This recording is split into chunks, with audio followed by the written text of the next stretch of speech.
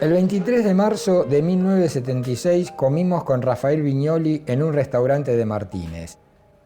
Recuerdo que aquel restaurante, cerca de la casa que entonces tenía Rafael, estaba totalmente vacío. Solo estábamos nuestras mujeres y nosotros dos.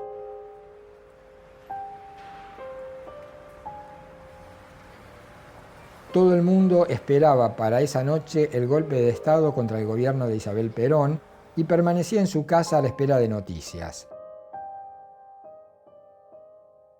Cuando sobre la medianoche mi mujer y yo regresábamos hacia la capital, nos fuimos cruzando con los tanques que, como habitualmente pasaba en casos de golpe de Estado, avanzaban sobre Buenos Aires.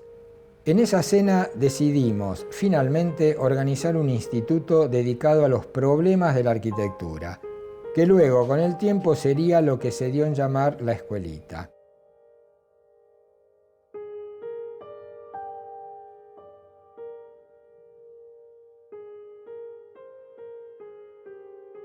Se comunica a la población que a partir de la fecha el país se encuentra bajo el control operacional de la Junta Militar. Se recomienda a todos los habitantes el estricto acatamiento a las disposiciones y directivas que emanen de autoridad militar. Firmado Jorge Rafael Videla, Comandante General del Ejército. El clima político, social que había en la Argentina, la persecución, irnos de la facultad, hay gente que dice, ¿por qué se fueron? Y yo digo, bueno, nos fuimos, pero también nos rajaron. Es una realidad, ¿no? Cada uno tuvo una experiencia fuerte de esa entrada de la policía en la facultad y bueno, te quedó marcado. Se habían perdido los maestros, habíamos tenido unas facultades terribles en la época de la dictadura. Se hablaba del 66 como algo mítico, pero ya sabíamos que en el mundo había un cierto despelote, no solo político, fines de los 60, principios de los 70, sino que también se producía una especie de revisión general de toda la problemática de la arquitectura.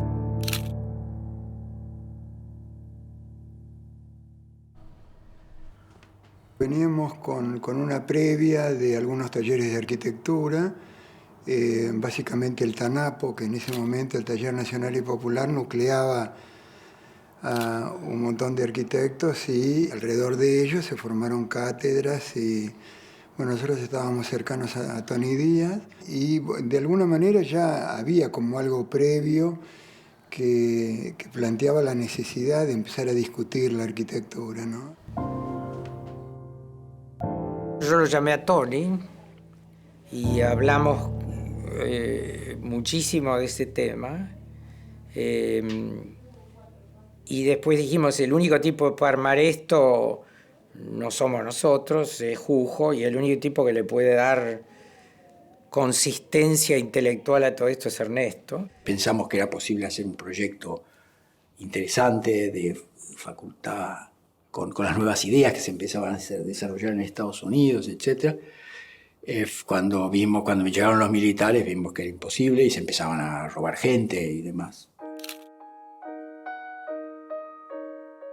Las noticias de muertes, exilios y desapariciones que se iban sucediendo nos hicieron ver que era imposible concretar nuestro proyecto en la forma que habíamos pensado. En cualquier caso, nos dispusimos a seguir adelante, pero nos planteamos reducir nuestras expectativas. Decidimos que en principio debíamos hacer algo solo con Ernesto y con Jujo, y que era imprescindible tener un diálogo con ellos y explicarles nuestro proyecto. Esta tampoco fue una decisión fácil de llevar adelante. Ernesto y Jujo, que habían sido socios, no mantenían ningún contacto desde hacía bastante tiempo, y reunirlos significaba, por otra parte, a todos un cierto esfuerzo para recuperar aquella vieja y entrañable relación. Por lo menos para mí, y supongo que también para Rafael, la primera reunión con Jujo y Ernesto fue uno de los grandes momentos de aquella aventura.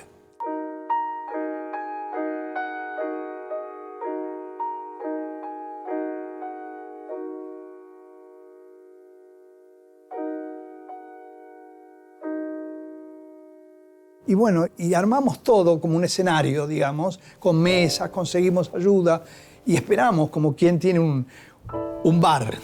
Te abre el bar y espera. Jujo consiguió de gente amiga que nos dieran primero una casa y después, viste, como la gente venía, pero como en toneladas, viste. Alguien con sentido común me dijo, che, Jujo, ¿por qué no vas a hablar con el comisario y le decís? Y el comisario me dijo, pero óigame, lo primero que me dijo, ¿por qué no va a la universidad? Le explico todo eso, ¿no? Entonces él me dijo, mire, si hay algún conflicto, le cierro de un día para el otro. Así que ustedes son los responsables. Quienes hacían esto sabían cuáles eran los límites de este tipo de cuestiones. Y recuerdo incluso que esta persona le dijo, y además nosotros sabemos que en última instancia, detrás de estas cuestiones culturales, de no sé qué, ¿verdad? Siempre hay algún marxista o hay marxistas detrás, ¿no?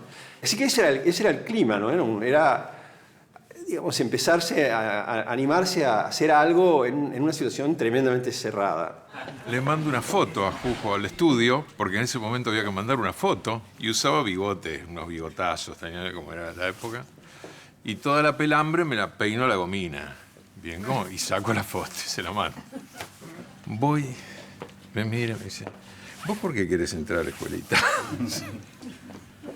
¿Yo sabés por qué te llamé? Porque pensé que eras de los servicios. Que más de una vez en las clases de la escuelita, cuando estábamos ahí todos reunidos y sentíamos las sirenas y los Falcon que pasaban por abajo, por Bolívar, la calle Bolívar, nos agarraba un miedo y a la salida, que en general era de noche, íbamos saliendo, no salíamos todos de golpe, salíamos de a poquitos. Era como que entrabas al otro mundo. Esta era la casa, donde uno entraba y pasaba a pasillos interiores, o en otra subía una escalera e iba subiendo al primer y segundo piso. Una escalera de madera que nos hacíamos todos los días. Y esta gente nos alquiló, con lo cual acá volteamos todas las paredes e hicimos un salón que acá se ve en perspectiva con alumnos de muchísimas salas. Estaba en obra, no sé, Jans había llevado unos albañiles, me llama Dalorce, me dice, arquitecto, se cayó todo el techo. ¿El techo de qué? Sí, venga, por favor. Bueno, lo llamé a Jans y fuimos. La demolición la hizo un paraguayo que habíamos conseguido, que no entendía nada de construcción. Para tirar una pared de esas divisorias, lo que hizo este tipo, cortó así, ató una soga y tiraron. La pared cayó así y automáticamente todo el cielo raso de la habitación de abajo, arriba de la cama, un desastre. Todo lo íbamos trayendo cosas de nuestras obras. Entonces las mesas estaban hechas con paneles fenólicos que habían sido usados para el hormigón, o todo tenía una puesta en común muy grata, ¿no?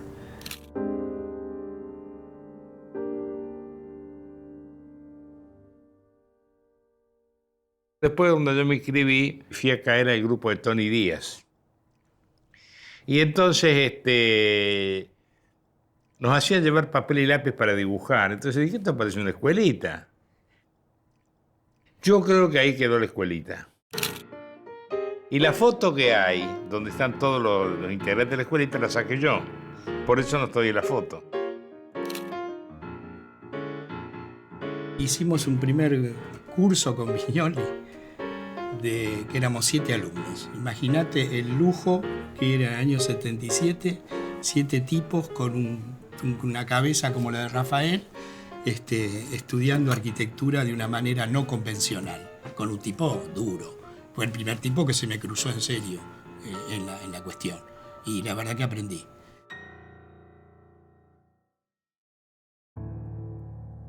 El grupo de Tony Díaz, digamos, muy orientado hacia, digamos, las teorías y los escritos y los proyectos de Aldo Rossi. Solsona, que, digamos, era él mismo, digamos, en la escuelita, continuaba con su tradición modernística, digamos. Y Ernesto Cáceres, que en el inicio con Pancho presentaron o iniciaron una serie de ejercicios sobre obras de Le Corbusier, digamos, el análisis y de construcción de estas obras, distintas maneras de abordarlas, siempre con el dibujo como herramienta.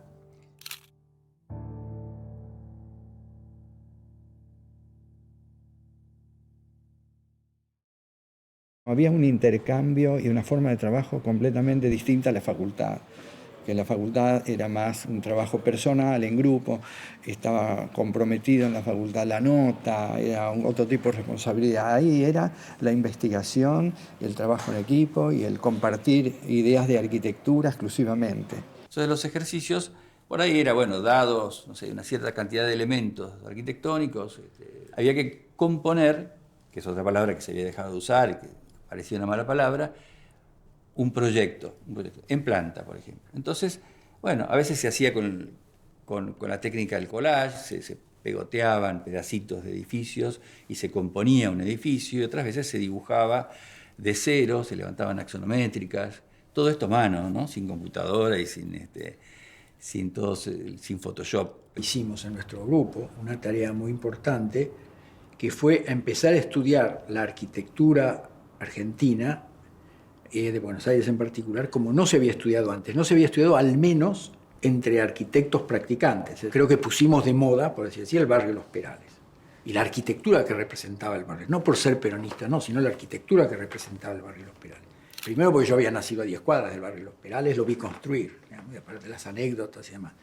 Y yo creo que fuimos los primeros. En el taller de Solsona teníamos que hacer una casa en un terreno de 50 por 50. Y lo que yo había hecho era lo siguiente, había tomado todo el terreno. No era el remanente de poner un edificio ahí, sino que tenía una idea y un diseño al igual que el edificio, ¿no?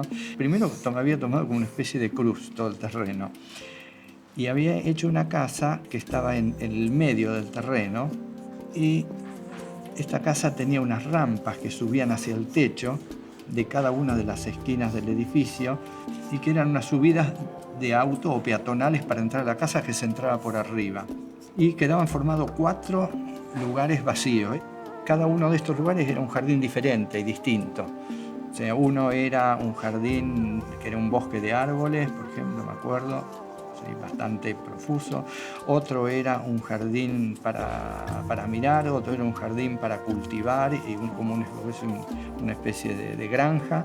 Y cada uno tenía que ver con las orientaciones. Por ejemplo, al norte, que estaba por acá, el sol hacía así, daba toda la vuelta. Y este era el lugar donde se plantaban hortalizas, verduras y tenía la mejor orientación para plantar. O sea que se puede decir que la primera casa sustentable que había hecho sin darme cuenta, digamos.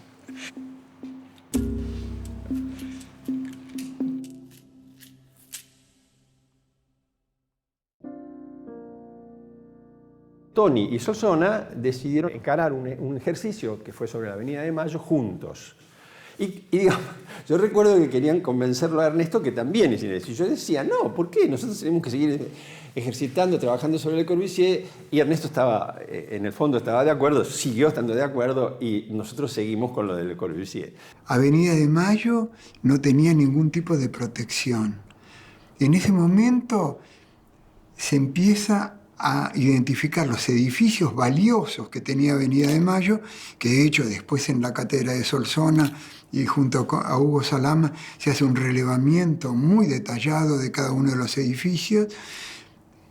Empiezan a valorarse esa arquitectura y a su vez nosotros generábamos la inquietud de que se hicieran intervenciones sin dañarlos, con lo cual se hace agregados, justaposiciones, cortes, fachadas de vidrio. Se estaba discutiendo cómo eran las intervenciones urbanas, en nuestro caso, sobre todo por el lado de Toni, y qué era lo rescatable de la ciudad para poder hacer ese proyecto. Entonces aparecía el tema de las tipologías, aparecía el tema de los monumentos, de cómo conformar una ciudad a partir del conocimiento de la historia y de lo que uno puede hacer y armar en función de eso. Yo había hecho, saliendo de Florida, una diagonal enorme que atravesaba toda la calle Avenida de Mayo y desembocaba en el Barolo.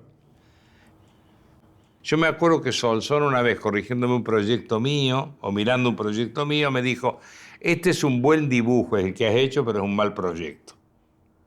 Y yo dije, me encanta que me digas que es un buen dibujo, porque yo no soy un hombre avesado en el dibujo. En cambio, después pasó Katzenstein y ante el mismo proyecto dijo, me parece fantástico. Y Jujo en ese sentido era muy duro, muy cruel. Pero sin embargo yo le tengo aprecio y respeto. Era una manera de intercambiar y pensar que tenía la claridad de la oposición. Que entre un médico que te trata bien, te da un besito y no te cura, y un médico que no te habla mucho, pero que te cura, ¿con cuál te quedás? Y Jujo es de los segundos. O sea, yo aprendí que yo tenía el cuero suficientemente duro como para aguantar sus maneras poco afectuosas, y al final casi me gustaba. No sé. No. Sí, al final me acostumbré y me di cuenta que me servía mucho lo que me decía y lo demás no me importaba nada.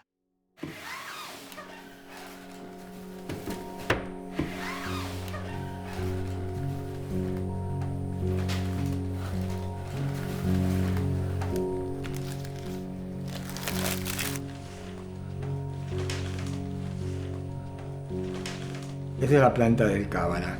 El cábanac de vidrio, que eran láminas de vidrio que formaban recortadas, que era inhabitable, bueno, sabíamos que esa persona que trabajaba eso no estaba trabajando en un edificio para vivir, estaba trabajando en una escultura urbana enorme, ¿entendés? Y entonces asumir ese tipo de idea. Era una idea que surgía de la planta y como una necesidad o una respuesta a reemplazar la gran masa que tiene el cábanac, que esa es su belleza, como una gran irrespetuosidad, y incrustarle estos volúmenes de vidrio. Me acuerdo que la primera corrección fue fatal, porque Rafael Viñoly dijo, bueno, esto es más de lo mismo, es lo antiguo y lo moderno puesto de una forma muy simple y poco elaborada. Pero después yo seguí interpretando las ideas y al final realmente resultó un ejercicio muy útil para mí, muy importante.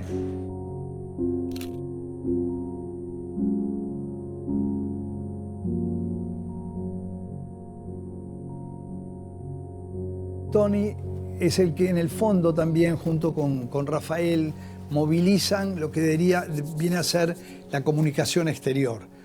Ernesto era el que finalmente armaba el respaldo. Yo, si querés, era el más inculto en esos términos. Entonces, él era el que trató y lo consiguió traer a Rossi, que fue como la llave que nos permitió que después vinieran otra cantidad de arquitectos invitados.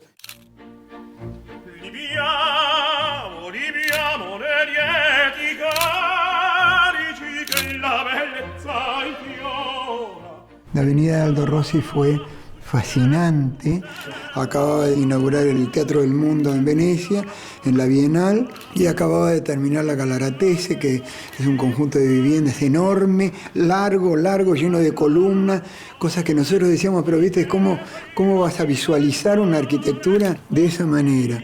Entró, se conectó muy bien con Ernesto, que en aquel momento Ernesto estaba solo, o sea que le podía seguir el tren, porque este hombre primero le gustaba el trago muchísimo, y segundo le gustaba el tango. Quiere decir que después de las clases se iba con Ernesto, lo llevaba al barrio sur y iban a los Piringundines y estaba enloquecido. Aldo Rossi tenía una amistad muy profunda con Tony Díaz, con lo cual nosotros, los que estábamos más cercanos a Tony, tuvimos acceso.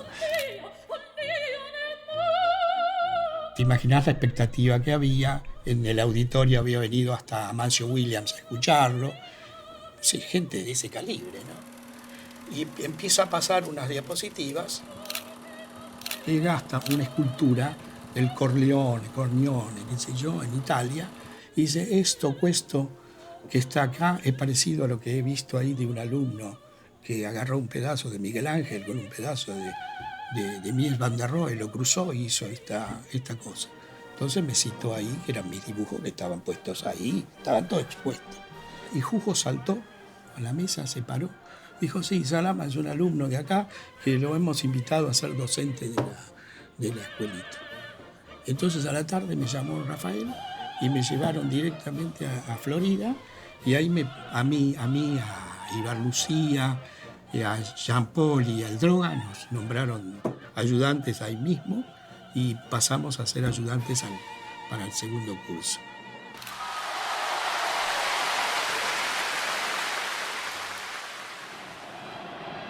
Juro por Dios nuestro Señor desempeñar con lealtad y patriotismo el cargo de presidente de la nación. Si así no lo hiciere, Dios y la nación me lo demandan. A partir de las elecciones, de que gana Alfonsín y demás, y se veía que, bueno, efectivamente iba a haber un gobierno democrático, ahí empezó a haber una discusión acerca de qué había que hacer. La Facultad de Arquitectura venía con sus ideas, cómo iba a ser. El posgrado era una cosa para ellos en aquel momento lejana. Les importaba rehacer toda la estructura de talleres. Llamaron a concurso todos los talleres y ahí es donde los docentes de la escuelita tuvimos que tomar una decisión. Mayoritariamente, diría, el núcleo inicial decidió romper, o sea, cortar la experiencia e incorporarse a la universidad centralmente. Y fuimos llenos de ilusiones con toda la experiencia de la escuelita a verlo al rector que nos dijo, fantástico, puede ser, pero no es tan fácil. Ahí nos dimos cuenta que la Facultad de Arquitectura no quería que entraran un grupo de gente que ya tenía armado la cabeza, y entonces en conversaciones nos fuimos disolviendo y un día vimos que había llamado de concurso y ahí cada uno se presentó a los talleres y empezaron los talleres. En el momento de la facultad era lógico que la escuelita tenía que hacer un paso a un costado porque todas las energías tenían que ser volcadas de nuevo en la facultad. Tiene esa cosa de que era para mí, viste, culturalmente, casi te diría, en el plano estratégico completamente bien y en el plano táctico completamente mal. Mal en el sentido de que era ilusorio, un poco como lo que le pasó al instituto también, que no tenía respaldo institucional, tal vez acá mucho más explicablemente, porque en ese momento no existían la privatización de la educación y era como un pecado mortal hablar de que en realidad había que enseñar a la gente una forma más de contacto personal. A los argentinos nos cuesta mucho crear instituciones y profundizarlas. Al revés de lo que le pasan, según dicen a los yanquis, que les es más fácil, ¿no? Pero nosotros somos demasiado individualistas, probablemente eso nos viene de los europeos, no sé. Y tenemos bastante poca capacidad para actuar en grupo y armar grupos de estudio y permanecer en el tiempo. Era una comunicación, un intercambio, que para mí siempre fue como lo básico de alimentación para seguir pensando. Yo venía de La Plata, los conocí a ustedes que estaban acá. En el sentido cultural de lo que pasaba en el país, cumplió un rol muy importante. Durante la dictadura, a mí me permitió subsistir, me permitió crecer, me permitió no anularme. De golpe nos vamos dando cuenta que hicimos algo importante, por lo menos importante dentro de la enseñanza de la arquitectura. Y sin querer formamos una cantidad de gente que luego se desarrolló en el campo de la arquitectura muy bien. Jujo dijo una palabra que me quedó grabado y marcó mi vida, ¿no? Dice, los dibujos hablan. Y de ahí en más yo empecé a dibujar mucho, a generar un diálogo con el dibujo para que algún momento me hable, y me marcó mi vida, ¿eh? La verdad que te agradezco profundamente esa palabra, los dibujos hablan. Yo creo que es el lugar que me formó a mí. Fue mi época de formación más interesante.